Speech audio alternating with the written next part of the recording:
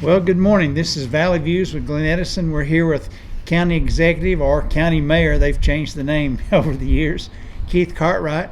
And we're here to ask him a few things about the county and all the positive things that are going on with the county. And first, let me say, Keith, thanks for being here today and being with us. We really appreciate it. It's my high honor. First of all, Keith, we've got a lot of things going on in the county, some positive things.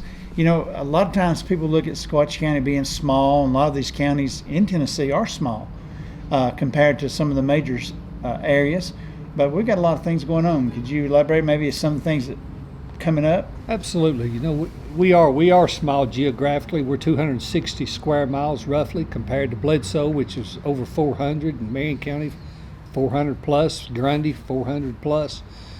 But we're centrally located here in the valley, and we've done an excellent job on pointing that out. That's a plus for us. 111 runs through the crossroads here, so to speak, and we have done a good job in exploiting that advantage in our favor. So, and I imagine since the opening of 111, that's really opened up business and visitors and tourism. Absolutely, yes, it has, and you know, we have a beautiful place that God has created for us, and we are lucky. I know I've lived like many folks have other places, and we are blessed, truly blessed, and to live in such a splendor. So we like sharing that with folks. If you don't move here, we like for you to come and visit and enjoy yourself here, eat, spend money, and we'll keep a little sales tax money with that. So. Oh, that's right, that's right. Now, what about some, without really naming names, because I know sometimes you can't really name names, we have companies looking to the Sequatchie County to locate in right. businesses? Well, we Hubner, we can mention those our good German friends. They've just moved in, and we're thankful that that's happened. You know, one of the cornerstones of a successful community is our workforce, and Hubner certainly puts icing on that cake, so to speak, and we're glad they're here.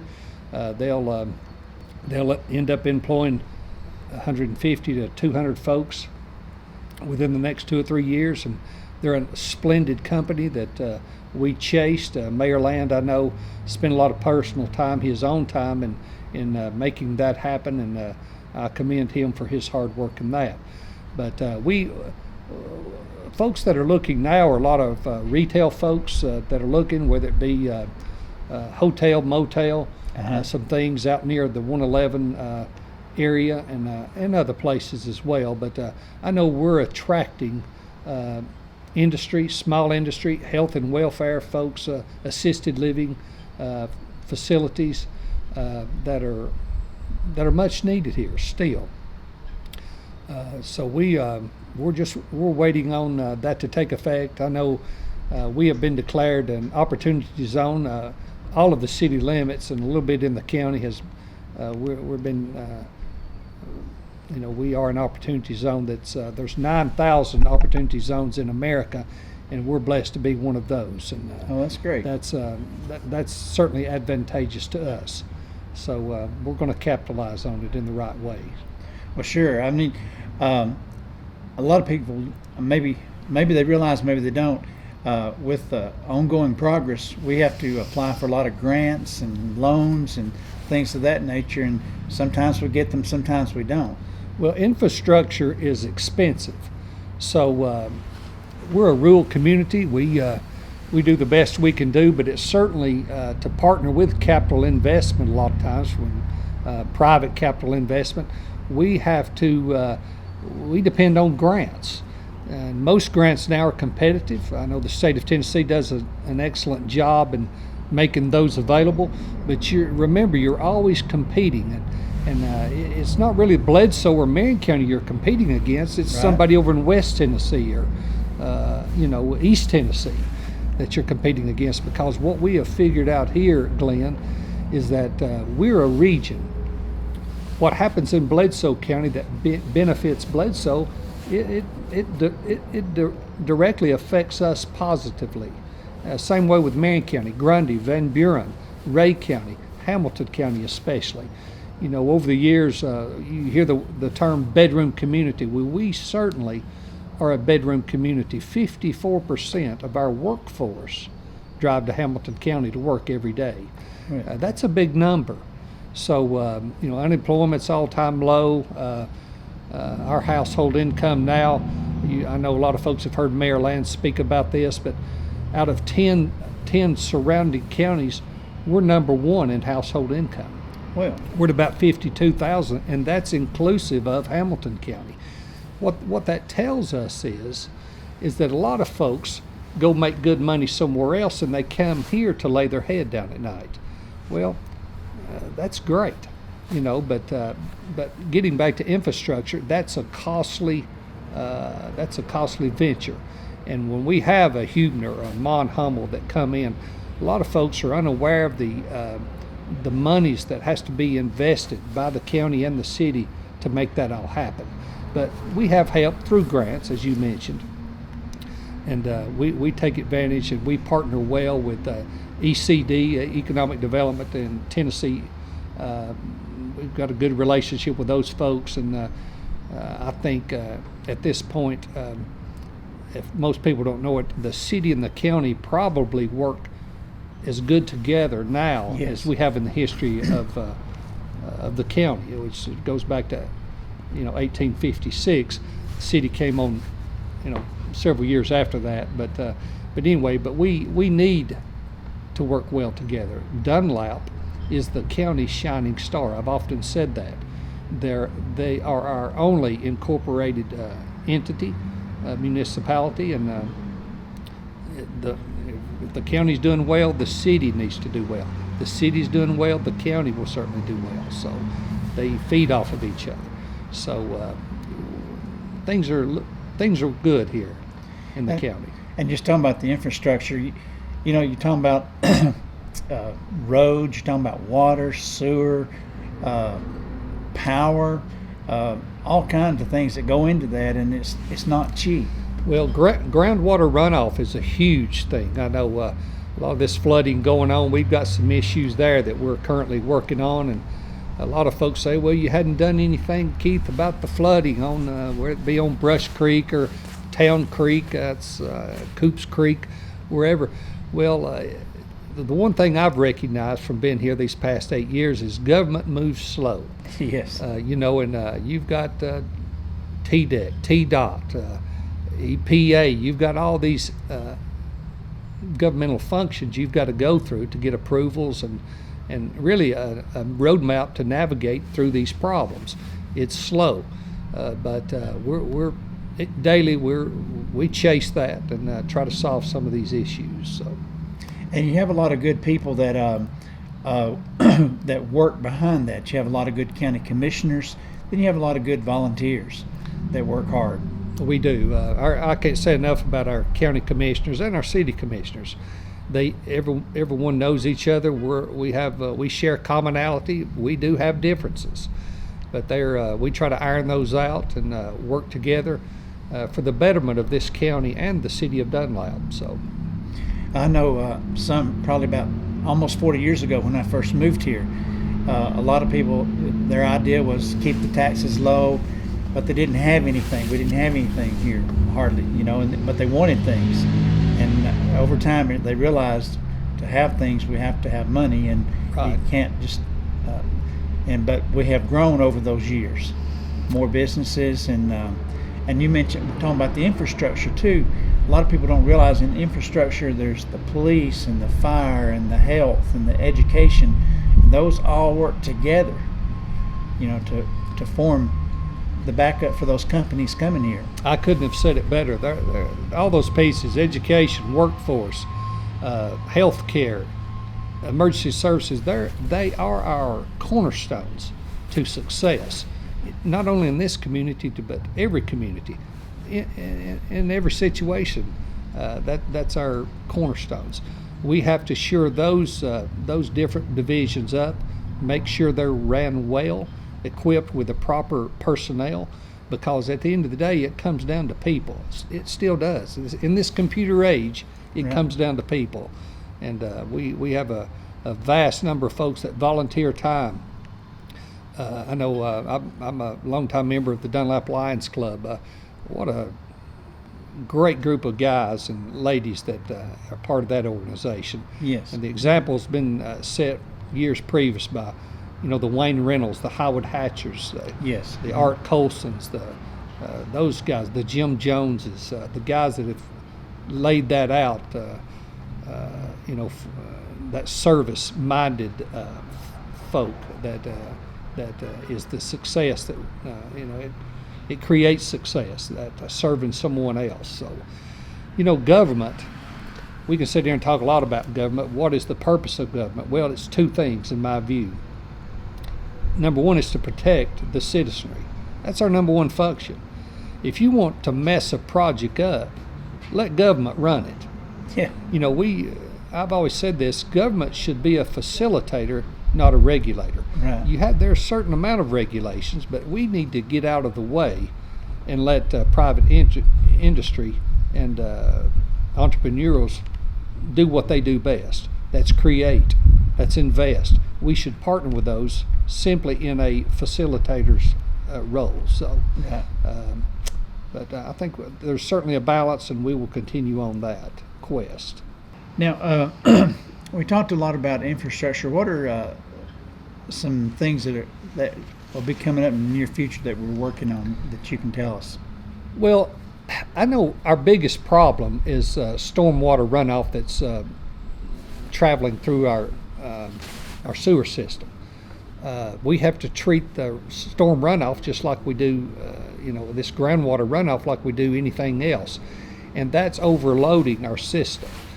That fix, everybody is looking at that, but it's a $15 to $25 million fix. We're somewhere in between that area.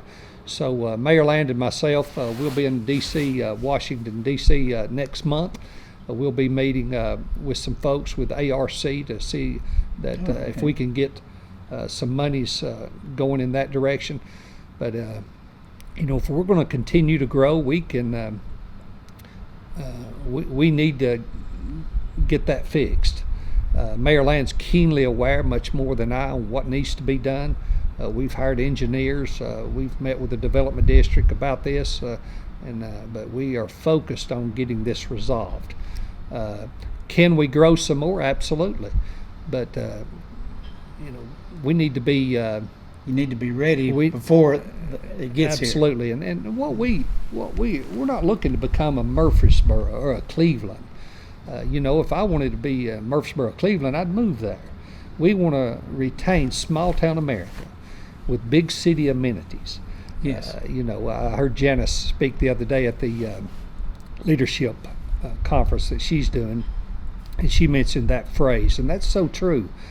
We want to control growth, so we don't have to have any big tax increases, things, anything like that, and we should be able to do that. I was meeting with James Condra the other day, and I was asking him about how many new home constructions are going on right now, and it's pushing at 70. I believe 68 is the number currently ongoing. Wow. Now that is growth, and that's good growth. Most of those folks that are building those houses, a lot of them are retired. A lot of those folks work somewhere else besides here. They make good money, but there's also, and let's not forget, the folks that don't have the good job, that are living on that poverty line.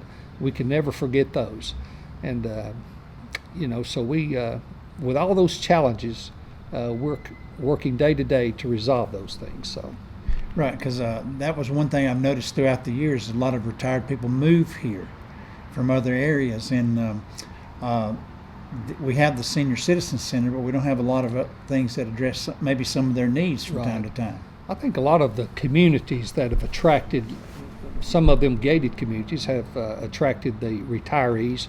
They have a lot of things going on inside their own communities, but as a county, the things like Harris Park, where we're doing this interview at, these are excellent avenues for folks that are retired, heck, young folks. We've seen 2 or 3 bicycles go by today, and a lot of people walking. The sun's out for once this week, so we're enjoying that. And but I think these activities, and this getting out and doing something it creates health. Health equals wealth. So we I know Erlanger, the ER up here, where our partnership with Erlanger, they've helped us with some of our walking trails, with some of the signage and things like that. And they're an excellent partner, Erlanger Health Systems, and Stephanie Boynton, who is the administrator at the Pikeville facility, and also here in Dunlap at the ER, does a excellent job in what she does. And they're always open. We're always hitting them up to sponsor something, or hey, here's what we need, or whatever. But we're proud of that association. So. And I've noticed too that most of the organizations and businesses around here are always willing to help, always willing to volunteer in some form. Yeah. Well, just we know our Valley Fest event is coming up in early May, and Bledsoe Telephone, or it's not Bledsoe Telephone anymore, BTC it's BTC Fiber. Is they're rebranding, so to speak, and they've done a great job in doing that and stepping up and trying to meet the challenges of today's broadband. My dad used to say, if you want to look handsome, stand next to an ugly guy. I guess that's what you're doing today. But we're next to Hamilton County with EPB, the world's fastest internet. So we're sitting right next to them. So, we don't look so good, but we're working on that, and we're getting close. So, but I commend Bledsoe Telephone for the efforts they put forward in the under Charlie's leadership. They've come a long way, and I'm proud of what they've done. So they truly have. They're doing more of getting out the community and letting them know just what they're doing and know where they're at, what they can do, and so forth. So they're doing a good job. It's funny. I serve on 8 different boards, and that just goes with the job. I'm none of them paid, but they don't have to be. Yeah. But every time I'm at a board meeting, a representative of Bledsoe BTC is there. So they're everywhere. Yeah.